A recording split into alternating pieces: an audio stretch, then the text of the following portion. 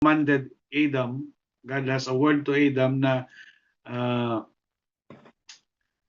pangalagaan ang lahat ng kanyang mga ginawa, di ba? Basahin natin sa creation account na, in fact, God commanded him to till the ground and then name those animals, yung mga creation ng Panginoong Diyos na nandoon. Kaya napakatindi kung titingnan po natin, napaka-bright ni Adam during that time, you know, nabigyan niya ng pangalan ang lahat ng mga nilikha ng Diyos during that time. Okay, so yung kanyang ang plano ng Diyos to preserve his creation ay na-maintain, okay, sa pamamagitan po ng kanyang sinasabi natin dito continuous agency. So kaya hanggang ngayon lahat ng mga ginawa ng Diyos bagamat marami na pong nasisira.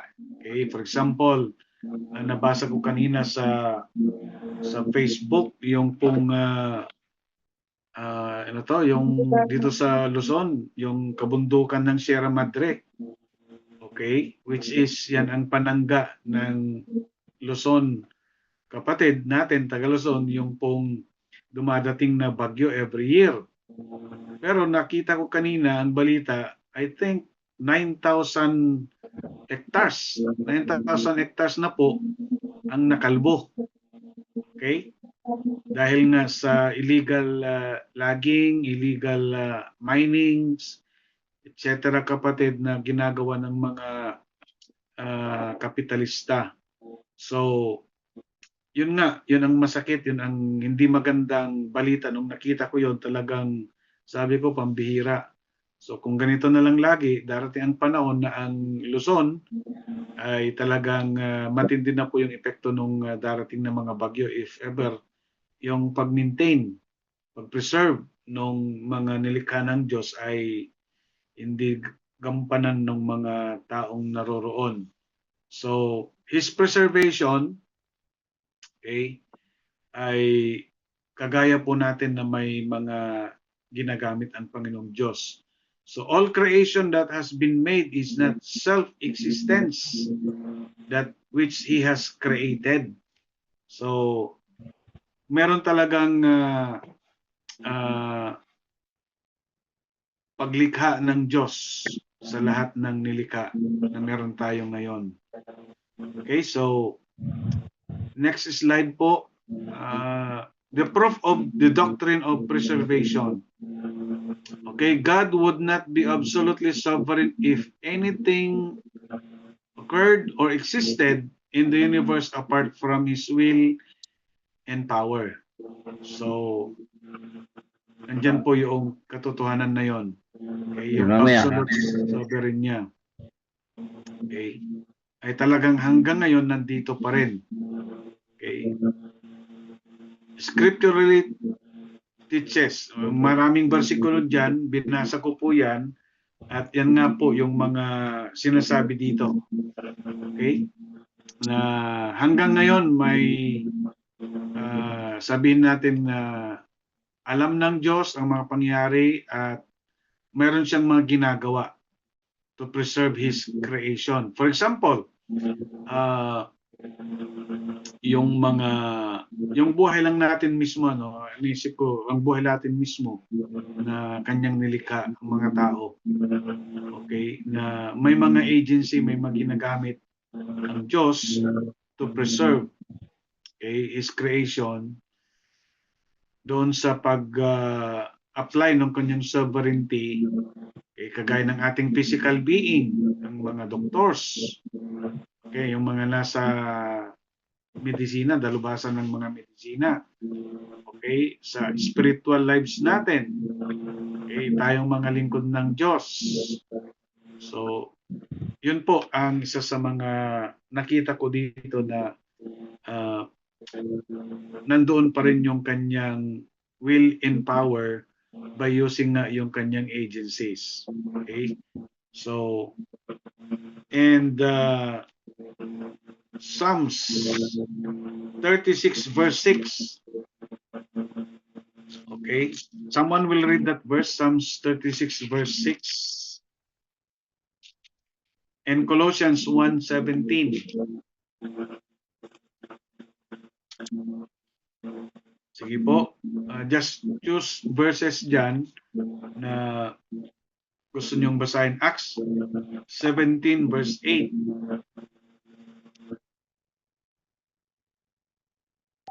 Sige po, magbasa po tayo ng ilang mga bersikulo dyan. Good evening po, Pastor. Ako na po sa Psalm 36 verse 6. Sige po. Matuwid at matatag ka na tulad ng kabundukan. Ang matuwid na hatol mo ay sinlalim ng karagatan. Ang lahat ng mga tao at mga hayop na nilalang sa tuwin ay kinukupkup ng mapagpala mong kamay. Wow, napakaganda, no? Thou preservest men and beast. Okay? Kinukupkup mo o inaalagaan mo sa iyong mapagpalang kamay. Okay? Yung mga tao, sabi ko nga kanina, God preserved our human beings, particularly sa physical health o physical situation, condition, may ginagamit ang Diyos. Of course, yung mga doktor, yung mga manghihilot, at iba pa. And then sa mga hayop din na nilikha ng Diyos, tayo. Okay? Tayong mga kagaya ko, mayroon akong alagang native na manok, kambing, meron akong kambing na alagaan. So yung mga nilikha ng Diyos na yon is being preserved, okay, sa pamamagitan ko. Okay, na nag-aalaga nga. Kaya sabi dito, thou preservest men and beasts. Sabi dito. So, another verse, yung gustong magbasa po, magbasa lang tayo ng kahit 3 bersikulo dito.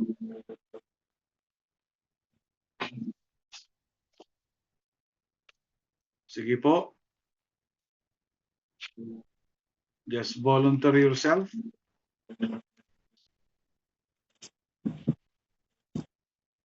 Pwede po yung awit 104:29. Sige po.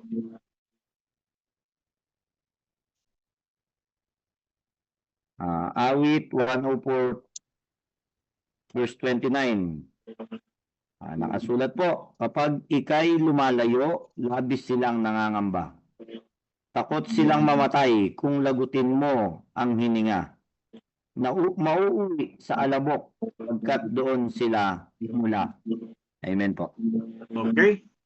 So, ganun din ang sinabi dyan, na nasa Diyos nasa kamay ng Diyos, even our lives, our hininga.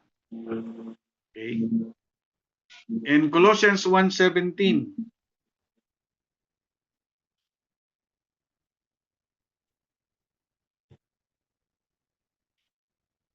ang sabi po dito, Colossians 1:17, and He is before all things, and by Him all things consist.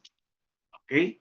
So, makita po natin dito na He is pre-existence, and pinakita po dito yung kanyang kapangyarihan. Okay? So, next slide po. The method of preservation. The method of preservation. So, mayroon pang theories of the doctrine of preservation. Okay? The deistic theory. Next slide, Pastor Rob, please. Okay, the deistic theory, theories of the doctrine of preservation, teaches that after God created the universe and endowed it with powers sufficient to keep itself in existence, God is a mere spectator of the world and of its operations, exerting no direct efficiency in sustaining it. Okay, so ito po yung theory ng deistic na nagsasabi na after na ginawa ng Diyos ang lahat ng kanyang ginawa, ay binigyan niya ito ng sariling kakayanan o kapangyarihan to keep itself in existence. So, kumbaga, okay, nilikha ko na kayo, okay, bigyan ko kayo ng kakayanan, bahala na kayo sa buhay ninyo kung anong gagawin ninyo. Okay, basta tapos na ako sa inyo, parang ganun baga. Okay, bahala na kayo sa buhay ninyo. Okay, then nanonood na lang daw ang Panginoong Diyos. Okay, so parang yung mga nababalita natin na nagkakaroon ng kung tawagin natin sa gobyerno ngayon, unprogrammed project. Okay, unprogrammed child. Okay, wala sa plano. Pero nagkaroon dahil nga hindi nag-iingat at nung iniwan siya and then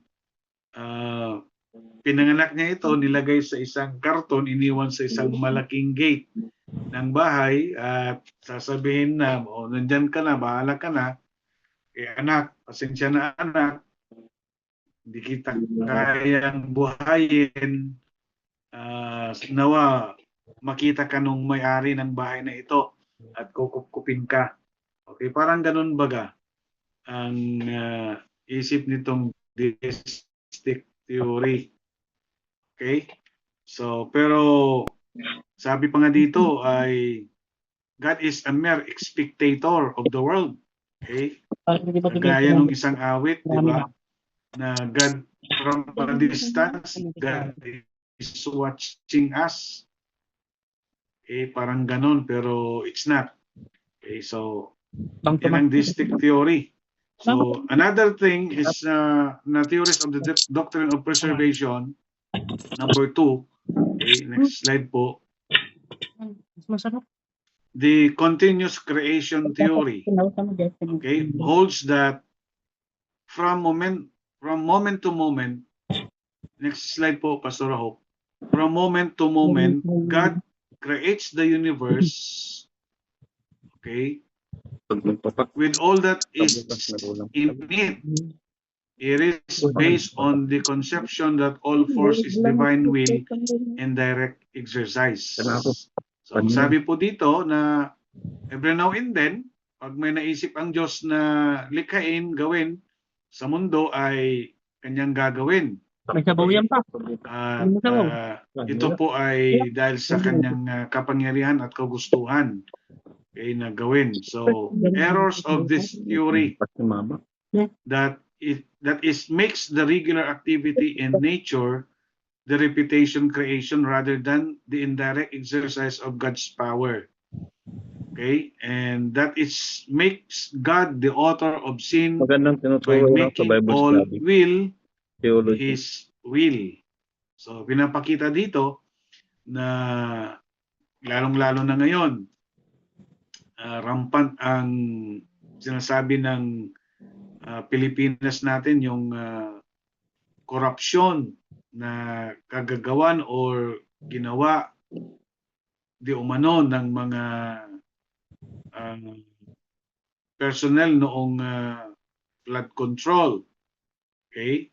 So, pinapakita dito na kumbaga, dahil nga kagustuhan ng Diyos yun, ay kagustuhan ng tao, ay kagustuhan ng Panginoon na gawin, pinapakita na God is the author of sin.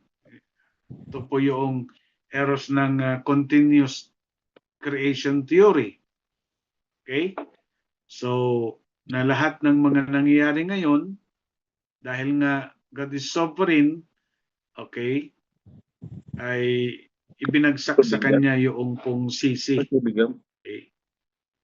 Yung pong mga nangyayari, kumbaga ganon. Okay? Dahil nga he always have that direct exercise, which kung tingnan po natin, especially sa pagkagawa natin, ay binigyan tayo ng sariling willpower. Okay? Freedom to choose. Okay? The right and wrong. So kung nakagawa po ang tao ng mali, hindi ibig sabihin na yun po ay direct exercise din ng will ng ating Panginoong Diyos. Okay, hindi po ganoon. Okay, another thing, the theory of concurrence. Okay, next slide po.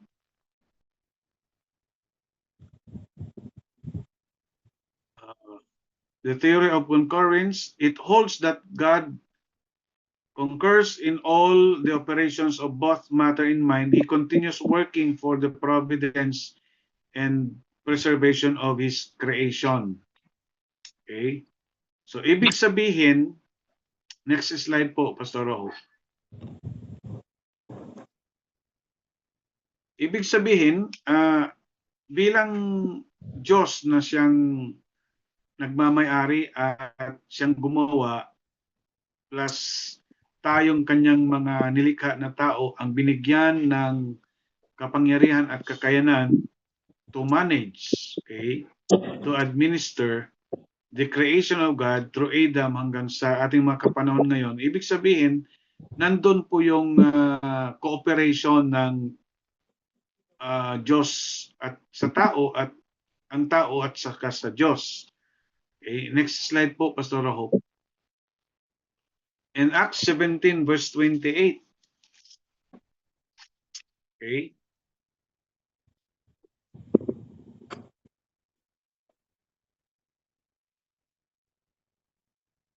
Next slide po.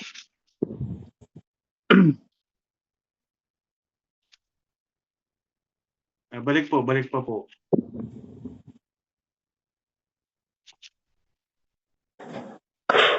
Okay. So, okay. Next, Pastor Hope. That it removes man from being real, self-determining moral agent. So, yan po yung errors, kapatid, na number 3 of this theory ng continuous creation theory. Okay, na parang binaliwala na ng Panginoong Diyos yung kanyang ibinigay na kapangyarihan din sa tao to manage. Okay. And then that it does away with moral accountability. So, kumbaga walang sagutin ang tao dito pag nagkamali dahil nga ang Diyos ang may kagagawan, may direct exercise ng kanyang power. Pero yan nga po ay errors na pinapakita doon sa continuous creation theory. Okay, the theory of concurrence. Next slide po.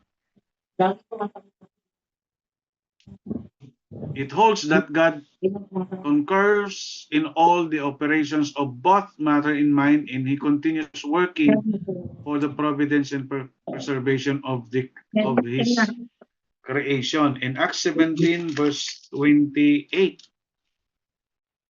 sabi po dito, for in Him we live and move and have our being, as certain also of your own poets have said, for we are all His offsprings.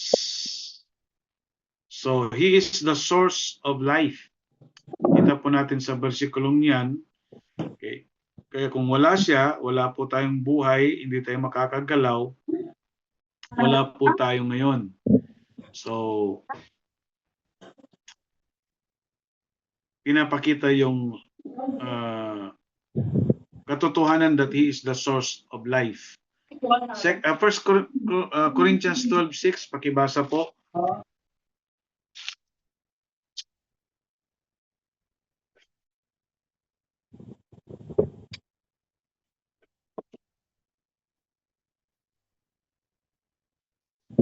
Sige po, 1 Corinthians 12:6.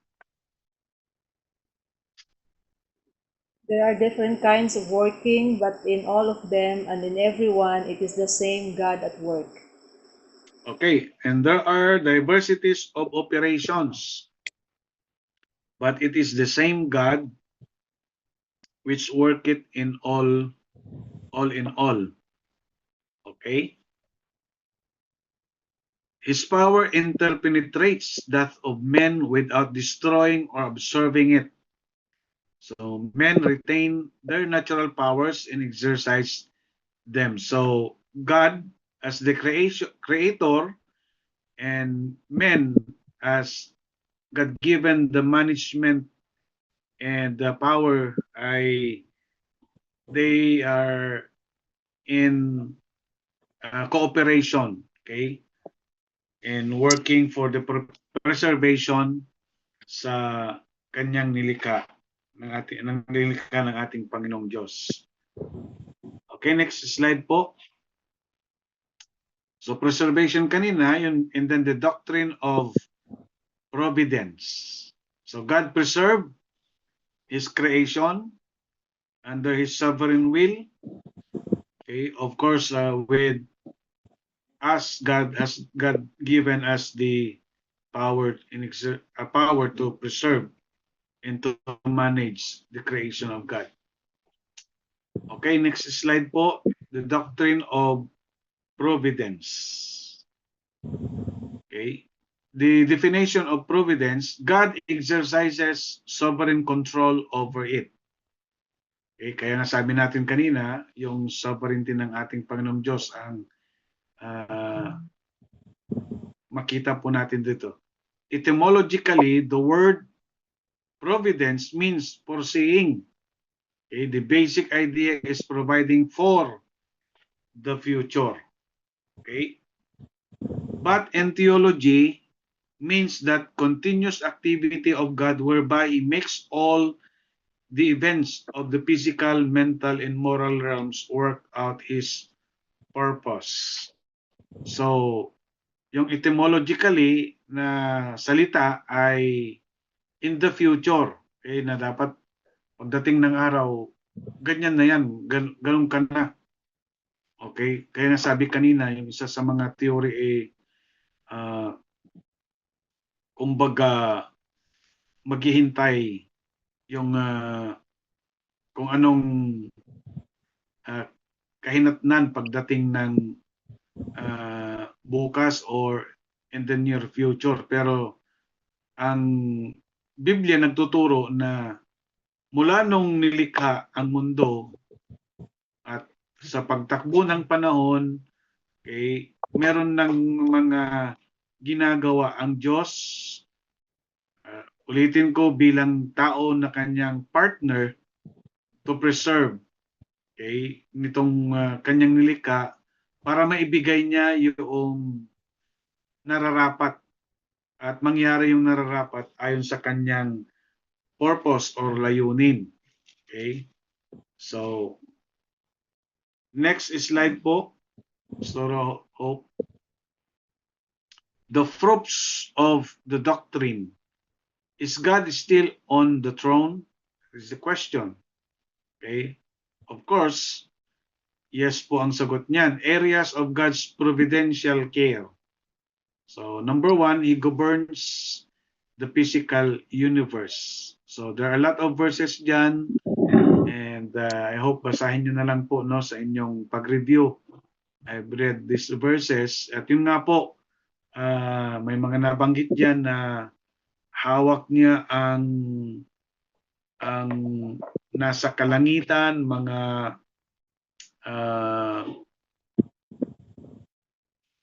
yung mga nasa universe, yung mga stars, yung moon, yung sun, okay?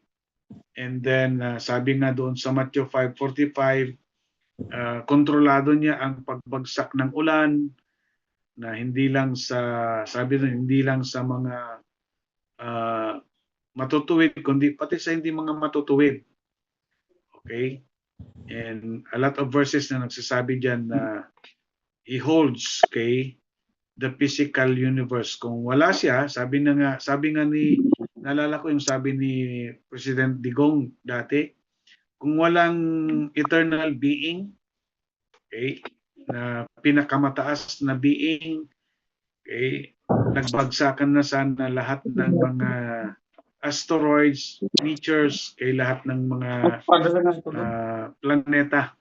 Okay? Kaya hindi nangyari kasi meron pong eternal being, sabi ni PRRD. So totoo po yun. Is because He governs the physical universe. Number 2, overall plants and animals creation. So nandyan din, especially in Jonah chapter 4, okay, nung sumuway si Jonah, tumakbo sa kalooban ng Diyos. Okay, and then He commanded the pagkalunod. Nung tinapon po siya ng mga tripulante ng barkong kanyang sinakyan. Matthew chapter 6 verse 28 to 30. Okay? Nabanggit din doon, kapatid, yung mga ibon, and then may bersikulo nga dyan na pati yung bilang ng ating buhok ay alam ng Panginoon. So, overall plants and animals, animal creation ng Panginoong Diyos ay nandun po yung kanyang providential care. Number 3, next slide, Pastor Hope.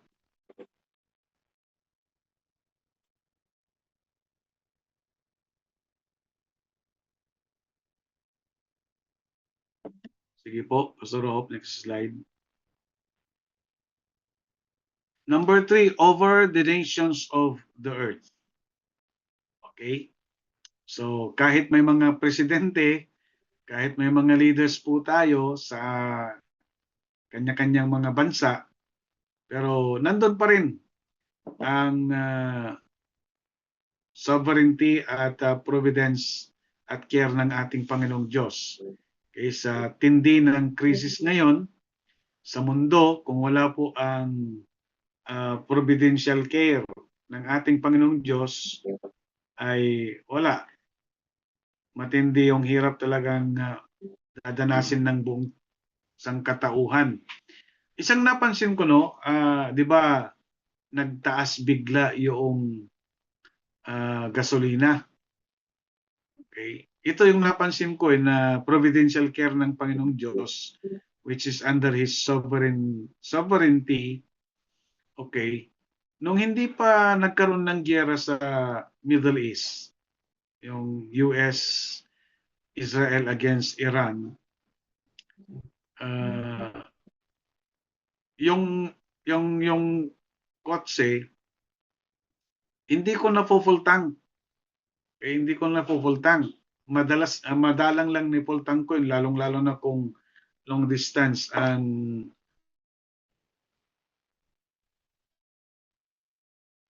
drive. Okay? Pero nung nagtaas yung gasolina, naipo-full tank ko na. Okay? Nung mura pang gasolina, hindi ko na full tank lagi, pero nung nagtaas, okay, halos na full tank ko yung kasi siyempre ang nasa isip natin, nasa isip ko, kailangan magkarga ko ngayon, full tank ko ngayon, kaya baka bukas lalong tataas na yung presyo. Okay?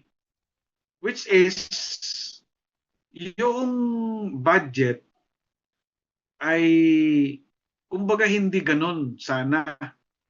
Okay?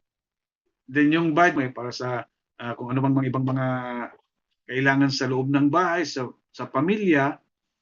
So, pero napansin ko, kahit nagmahal ang mga bilihin, yung ekonomiya ay matindi, okay, hindi naman naipupultan ko yung car, pero nabibili ko rin yung mga dapat bilhin para sa kusina, para sa mga anak, okay, lalong-lalo na yung budget para sa kusina. Okay? Kasi ako ang namamalingge, ako ang nagro-groceries. So, ibig sabihin, hindi naman nagbago yung natatanggap kong love gift ba yun or allowance from the church every Sunday. Hindi yung aking allowance or natatanggap ko every Sunday bago nagkagiyera sa Middle East at nung nagkagiyera ngayon, the same pa rin. Okay? Pero yung bilihin, yung pong dapat budgetin ay yun ang tumaas. Okay? Kumpara doon sa meron akong hinahawakan. Pero sabi ko kanina, pupultang ko yung car, okay? And then nabibili din. Hindi nagbago yung para sa kusina. Minsan nga, kumbaga, nandun pa rin yung 3 times, 4 times a day or 5 times a day kumakain dahil nga every now and then may mga merienda ganon. So doon ko nakita yung kanyang sovereignty and then preservation and providence ay despite of what the nations are experiencing nowadays ay hindi tayo pinapabayaan ng Diyos. Okay? So, ang mundo maghihirap, okay? Pero tayong mga mananampalataya na under His sovereignty and care, kapatid, ay maramdaman natin pero nandun pa rin yung katatagan ng buhay. Okay? So, number 4, God cares for our birth and place in life. In Jeremiah, sabi doon na kahit nandun pa siya sa sinapupunan ng kanyang ina, ay alam na ng Diyos ang kanyang buhay. Kay Jeremiah 1:5. Before I formed thee in the belly, I knew thee. Sabi dito. And before thou camest forth out of the womb, I sanctified thee, and I ordained thee a prophet unto the nations. So, yung ating pagkapanganak o sa ating nasa sinapupunan pa. And then Psalms 139 verse 14 and 16. Would you please read this verse? Pakibasa po itong 139 of Psalms verses 14 and 16. Magandang bersikulo yan eh. Sige po, kung sino po ang makapagbukas, pakibasa po yung Psalms 139 verse 14 and 16.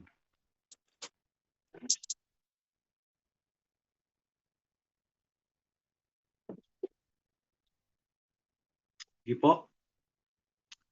Someone will read that verse. Ako na po, Pastor. Sige po, Pastor Sandy. 14 po ba yun? 14 to 16. Pinupuri kita, O Diyos, Yeah. marapat kang katakutan. Ang lahat ng gawain mo ay kahangahangang tunay. Sa loob ng aking puso, lahat ito'y nakikintal. Ang buto ko sa katawan noong iyong ay hugisin.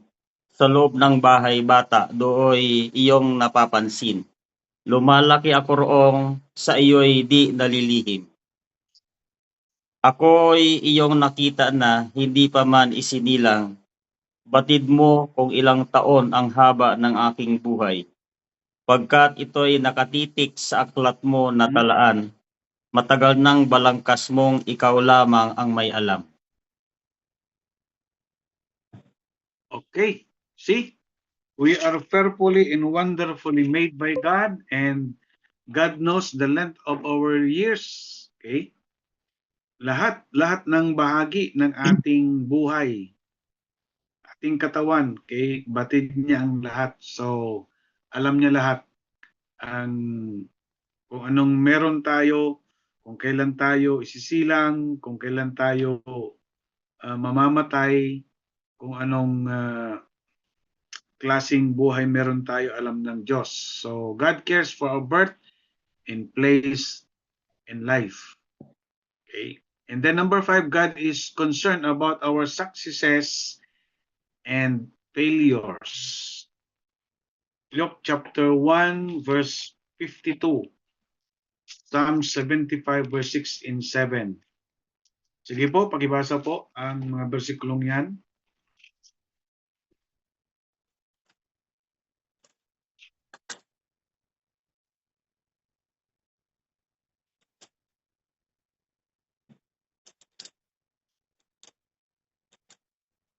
Sige po, sino pong nakahanap?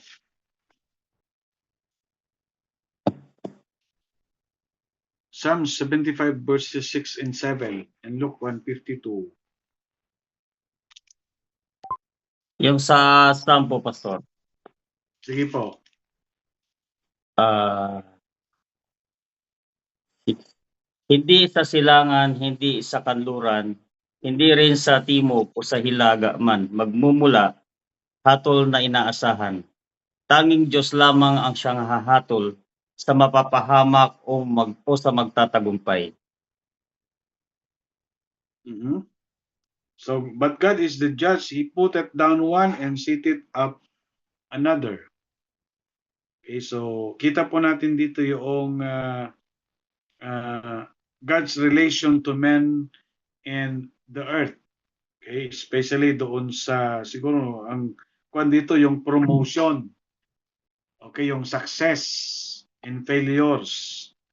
Okay, ay concern po ang ating Panginoong Diyos. Kaya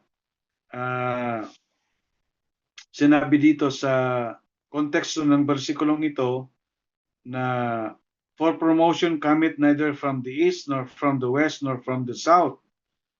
But God is the judge. He putteth down one and seated up another. Okay? So, kumbaga, ang lagi kong nasa mindset at lagi kong itong stand ko, okay, for example, sa leadership, okay? Sa leadership, na ang Diyos ang naglalagay, ang Diyos din ang nag-aalis. Okay, ganun. Luke chapter 1 verse 52. He had put down the mighty from their seats and exalted them of low degree. So, alam ng Diyos, God is concerned about our successes and failures. And during our failures, okay, ay nandun pa rin yung grasya ng Panginoong Diyos, tulong ng Panginoon. Okay, sa ating successes, ang sabi ng salita ng Diyos, kung wala po siya, wala tayong magagawa. So, sa ating katagumpayan, of course, alam po natin na kung wala siya, hindi tayo magtatagumpay. Kaya nandun pa rin yung kanyang sovereignty sa panahon ng ating pagbagsak, sa panahon ng hindi tayo nagtagumpay, okay, nandun pa rin yung kanyang provision, nandun pa rin yung kanyang preservation. Kasi sa dami nating failures sa buhay, kung walang preservation at providence ng Panginoong Diyos, ay wala na. Talagang zero balance na po siguro ang ating katayuan ng buhay. Pero God is still there. Okay? Even in our failures and pagbagsak sa ating buhay. Okay, number 6. Number 6, next slide. Tapusin na po natin ito para tuloy-tuloy na po yung ating lesson. Next slide po, Pastor Hope. God provides protection for the righteous. Okay? God provides protection for the righteous. So, dito po makita po natin yung providence ng ating Panginoong Diyos. Psalms chapter 4 verse 8. Pakibasa po, Psalms chapter 4 verse 8. Yung Romans 8:28, it is a very common verse to all of us. All things work together for good to them that love God and to them who are called according to His purpose. Ito po, Pastor. Awit Sige po, 4:8. Arlen. Sa aking paghiga, nakakatulog ng mahimbing pagkat ikaw, Yahweh, ang nag-iingat sa akin. Salamat sa pagkakabasa. Wow. Wow. Napakagandang bersikulo. Sa ating paghiga, okay, I will both lay me down in peace and sleep. For the Lord only makes me dwell in safety. So, God provides protection for the righteous. That's how sovereignty of God through His providence and preservation. sa ating buhay. Number 7, God supplies the needs and wants of His people. A very common verse, Philippians 4:19, but my God shall supply all my needs. Okay? ALL. Not some, not most of our needs, but all our needs, sabi doon. Okay? Praise God. Alam nyo, mayroon po akong patotoo dito sa God supply the needs, okay? And wants of His people. Yung aking pangalawang anak, si Minard, ay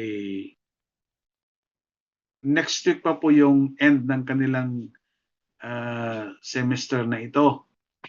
Okay? And then, last week, sabi niya sa akin, Papa, ganito yung date ng enrollment na naman after our final exam on May 15 or 16 yata. So after he said that to me, nag-isip na naman ako, enrollment na naman, ganito, paano na naman kaya?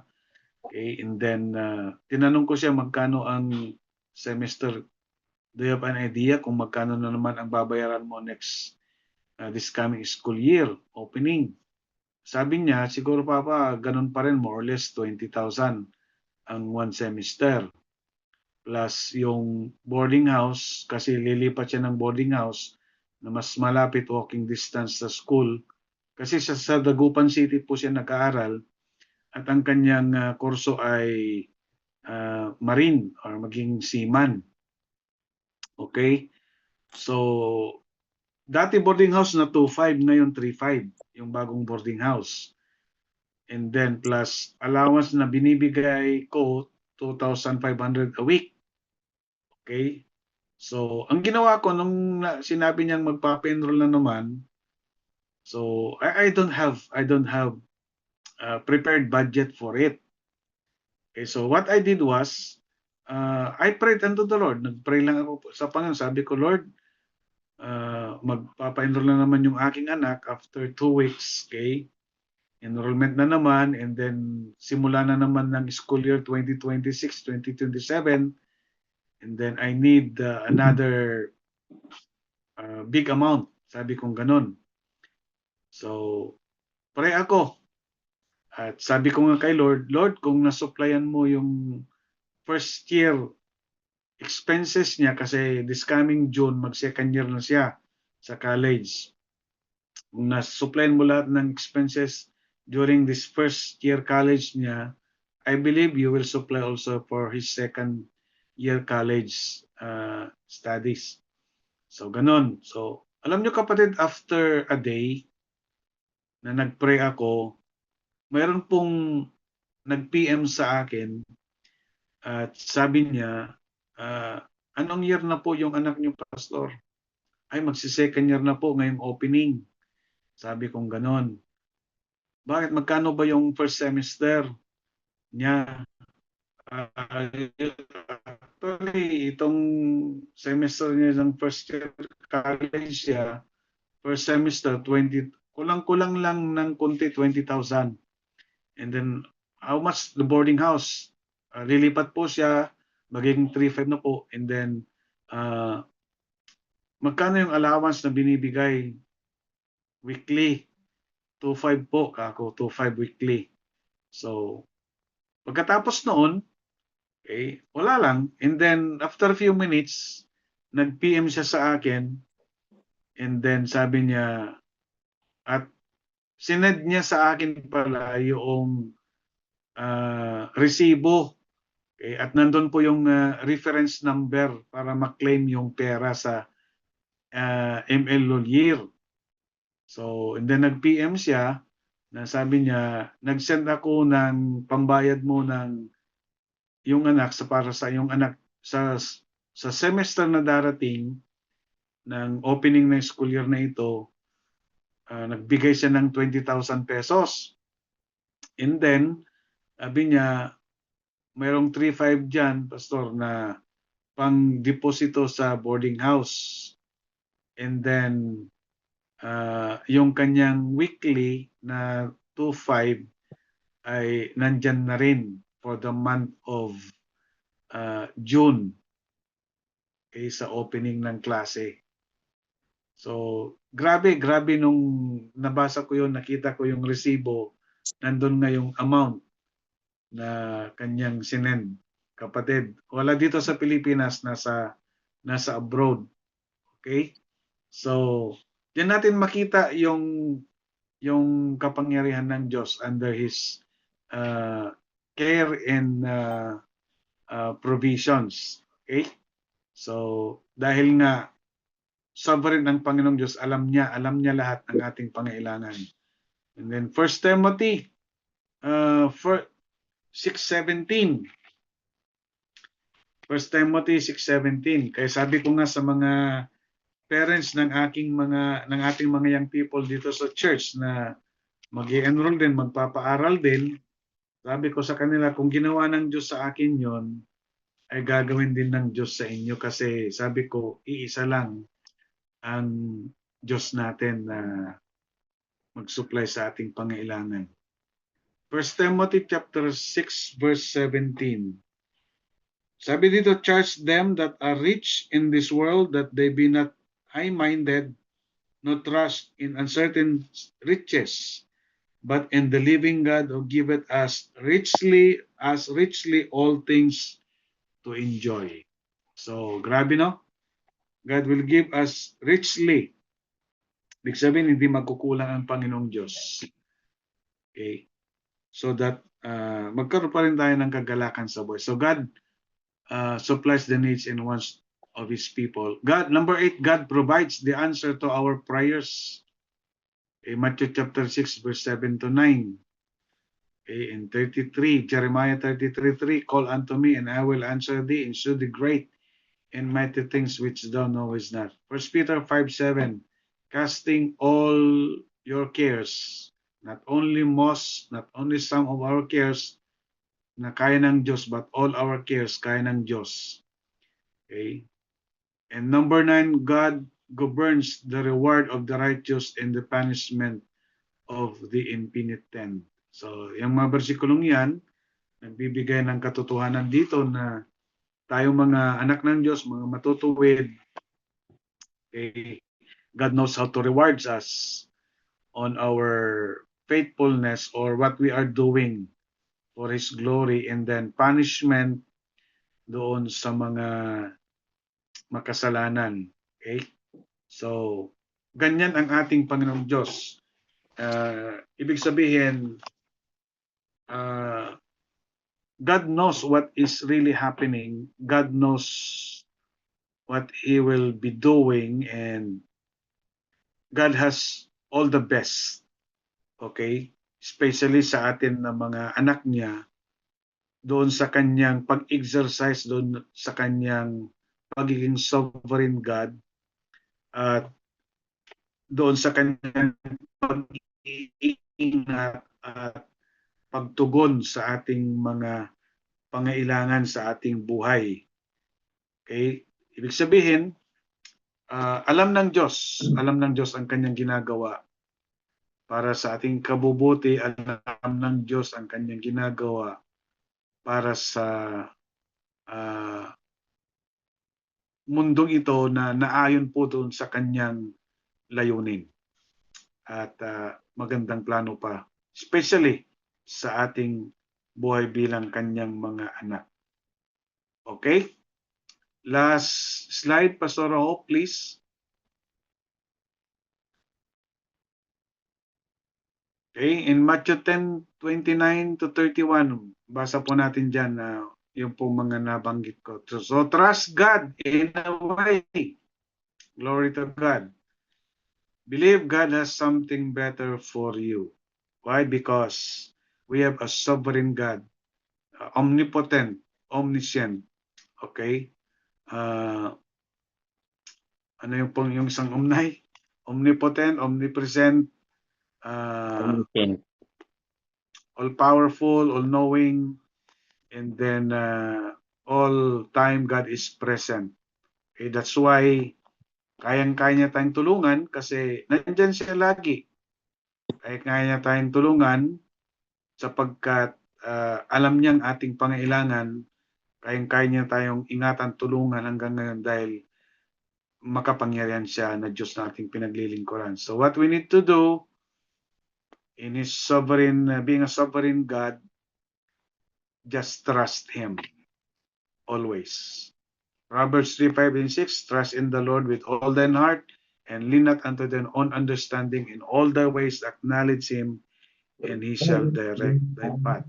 Sabi po ng versikulong yun. So, mga estudyante, set your goals and go for it. Okay? And trust the Lord all the time na He will give everything what we desire for sa ating mga puso. Because we have a sovereign God na hindi niya tayo iniiwan at pinapabayaan man maging sa dilim. Okay, God bless and good evening po sa lahat. Hanggang dyan lang po yung ating lesson ngayong gabi. And I hope i-review po ninyong lahat ng ito, yung ating mga napag-aralan. And then you could use these slides na upang ituro din